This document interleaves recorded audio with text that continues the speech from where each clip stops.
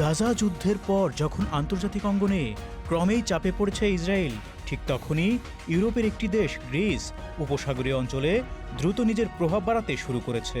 প্রথম দেখায় বিষয়টি স্বাভাবিক মনে হতে পারে, জ্বালানি, বিনিয়োগ আর বাণিজ্য এসব কারণেই হয়তো গ্রিস, সৌদি আরব, সংযুক্ত আরব আমিরাত কিংবা কাতারের সঙ্গে সম্পর্ক জোরদার করছে। কিন্তু গল্পটা কি এতটাই সহজ?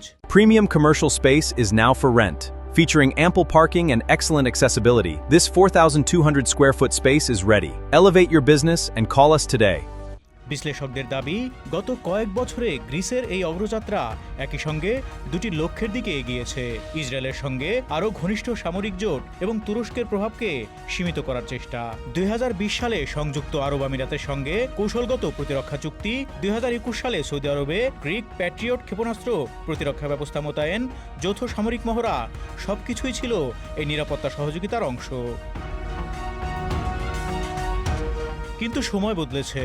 উপসাগরীয় সংকট শেষ হওয়ার পর সৌদি আরব, সংযুক্ত আরব আমিরাত এবং মিশরের সঙ্গে তুরস্কের সম্পর্ক আবারও স্বাভাবিক হতে শুরু করে। এ অবস্থায় গ্রিসও নতুন কৌশল নেয়।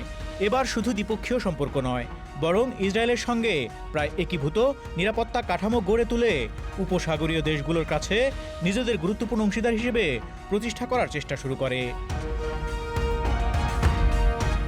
ইতোমধ্যে ইসরায়েলের উন্নত আকাশ প্রতিরক্ষা প্রযুক্তি গ্রহণ করেছে গ্রিস। শত শত কোটি ডলারের প্রতিরক্ষা প্রকল্প বাস্তবায়ন করছে। ইসরায়েলি প্রতিষ্ঠান গ্রিক পাইলটদের প্রশিক্ষণ দিচ্ছে।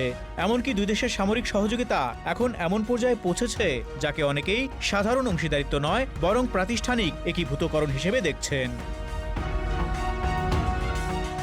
এদিকে ইসরায়েলের প্রধানমন্ত্রী বেনিয়ামিন নেতানিয়াহু প্রকাশ্যে গ্রিস, সাইপ্রাস ও ভারতকে নিয়ে একটি নতুন আঞ্চলিক জোটের কথা বলেছেন, যার উদ্দেশ্য তুরস্ক, সৌদি আরব, পাকিস্তান ও মিশরকে ঘিরে তৈরি হওয়া নতুন সমন্বয়ের মোকাবেলা করা।